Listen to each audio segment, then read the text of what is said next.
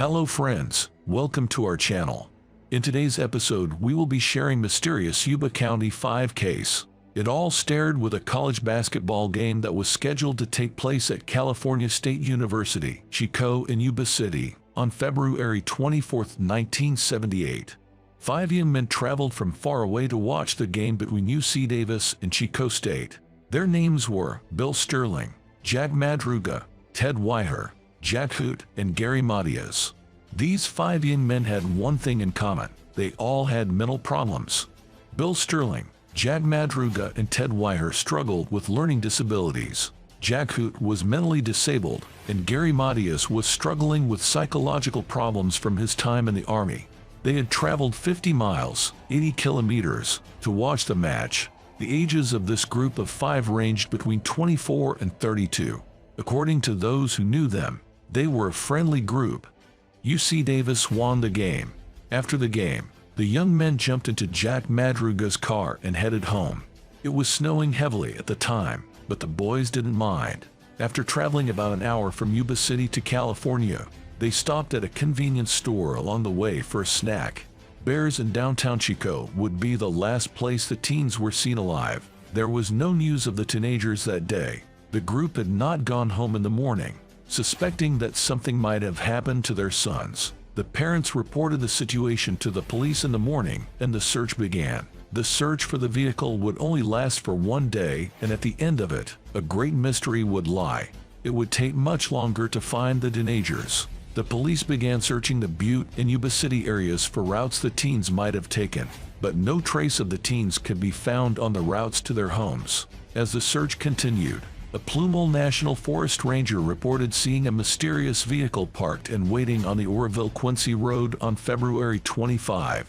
Police officers immediately headed to the area where the vehicle was parked, and when they arrived in heavy snow, they were greeted by an unusual scene. A 1969 Ford Mondego sat in an isolated stretch of the woods along a dirt road, adorned with an array of external equipment designed for navigating through snowy conditions. So there was no problem for the young people to get out of their vehicle and run away, and no evidence or clues were found. They were probably scared of something and abandoned the vehicle. When the interior of the car was searched, evidence was found of what the teenagers had last done on the day of the incident. There were wrappers from groceries, the schedule for the basketball game, and a neatly folded road map. When the car was found, everyone thought the case was solved, but on the contrary, the discovery of the car raised many mysterious unanswered questions. First question: why did they take a different road instead of going home? The detour was in the opposite direction to their home. Question 2: why did they stop on this muddy road in the woods on a winter night, wearing thin clothes, and where did they go? The discovery of the vehicle raised these and many other unanswered questions. In interviews with their families, Jack Madruga's family said that Jack never liked cold weather and had never been in the woods in his life. Sterling's father said that he had previously taken Sterling fishing in an area very close to where they disappeared, but Sterling did not like it there. The teens had taken the keys with them when they left the vehicle. Police thought the teens might have thought to get help from a nearby location and return to the vehicle. But as expected, the young men did not return to the vehicle. The car was then towed to a police station, and a detailed examination was carried out. The gas tank was a quarter full, and although the vehicle had been traveling for a long time, there were no bumps, dents or dents anywhere.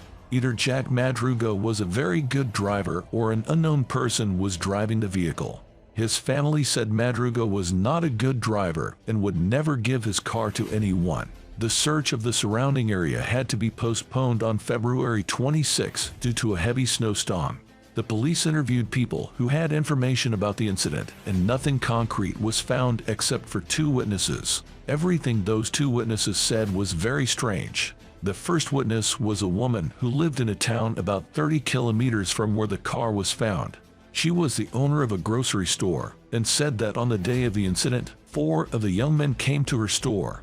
They had big eyes and a strange appearance. 2 of them went inside the store and the other 2 were outside. The ones waiting outside went into the phone booth and started talking to someone. The woman said the 2 men who entered her store could be Ted Weiher and Jack Hoot. She said that Ted Weiher and Jack Hoot bought burritos, chocolate milk, and other drinks from the store.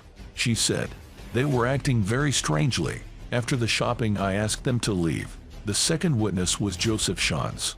He said he was driving on the same road on the night leading to February 25th and was stranded in the area due to heavy snow. Joseph was stuck in his car for about 6 hours and then saw a car behind him. Approaching the car, Joseph asked for help. Then someone came with flashlights and they got into the car and drove away. The search for Bill Sterling, Jack Madruga, Ted Weiher, Jack Hoot, and Gary Matias was constantly delayed due to bad weather. No trace of the young men was found for more than 3 months, but on June 4, 1978, everything suddenly changed. By now most of the snow had melted, but still the police could find no trace of the youth. On June 4, a group of motorcyclists went to a campsite about 31 kilometers from where the vehicle was found, where they intended to rest for a while. They noticed a caravan in the camping area, which was abandoned, with broken windows and a foul smell coming from inside. When the bikers went inside, they found a chilling sight: the lifeless body of Ted Weiher, wrapped in a blanket. On the table in the trailer were wallets, necklaces, rings, and a gold watch, none of which, as it later became clear, belonged to the missing teenagers. There was a year's supply of canned food in the trailer, but none of it had been consumed. Later investigations revealed that Ted Weiher had survived in the van for 13 weeks, so it had been a slow and painful death. After Ted got out of the car, he walked 31 kilometers to get here. And what's even more interesting is that even though there were books and furniture and dozens of matches in the trailer, he didn't use any of them. The most interesting detail in the caravan was Gary Matias' shoe. Nothing was found in the caravan belonging to the other young men. 2 days later, human skeletons were found 6 kilometers away from the caravan. The bones had been torn apart by animals. Further examination revealed that the bones belonged to Bill Sterling and Jack Madruga. The remains of Jack Hoot were found 3 kilometers away by his father. The case was never cleared up. The lifeless body of Gary Matias was also never found. It was not even revealed whether he was dead or not.